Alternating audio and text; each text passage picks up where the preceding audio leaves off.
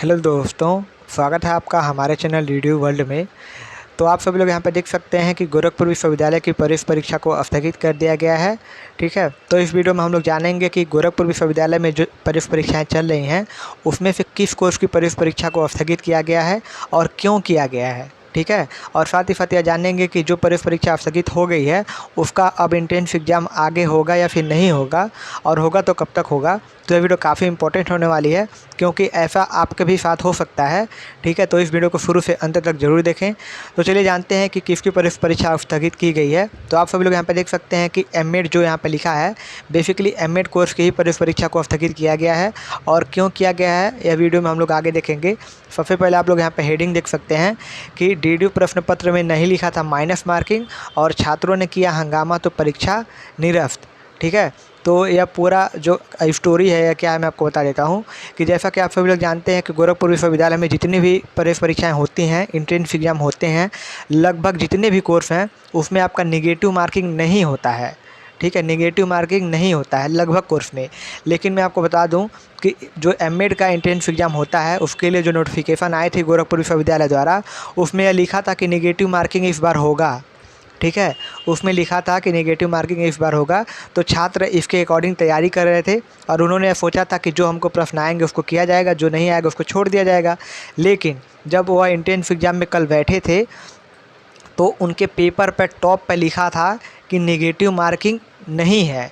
ठीक है, negative marking नहीं है। तो मैं आपको बता दूं कि उस दिन जो है वह दोनों पाली में आपका प्रवेश परीक्षा होने वाला था एमएड का, यानी कि 9 से 11 भी और 2 से 4 बजे भी एमएड फर्स्ट का और एमएड सेकेंड का दोनों पाली में आपका एंट्रेंस एग्ज़ाम होने वाला था।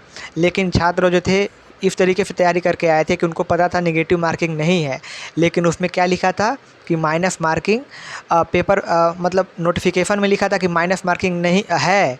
ठीक है, लेकिन पेपर पे क्या लिखा था कि माइनस मार्किंग नहीं है।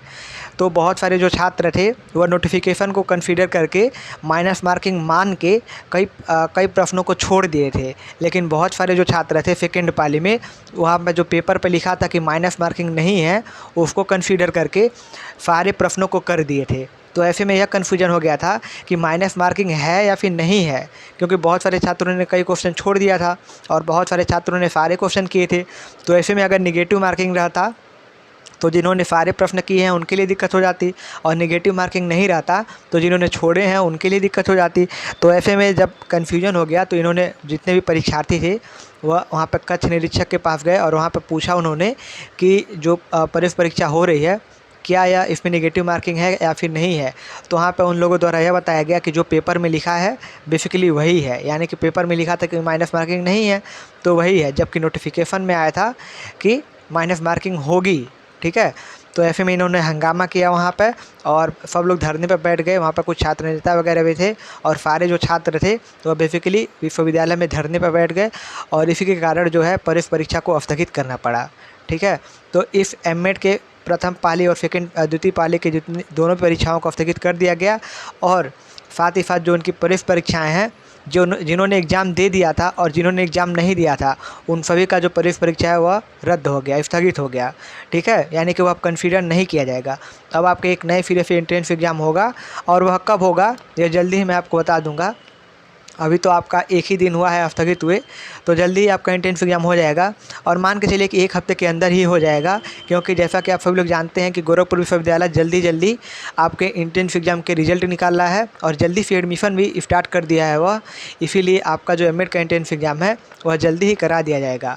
और मैं आपको बता दूं कि इसमें जो टोटल छात्र बैठे थे 1000 छात्र बैठे थे इस एग्ज़ाम में। ठीक है, आप सभी लोग यहाँ पे देख सकते हैं कि यह लोग हंगामा कर रहे हैं यहाँ पे, और इस एमएड की प्रवेश परीक्षा को यहाँ पे स्थगित कर दिया गया हंगामा करने के बाद।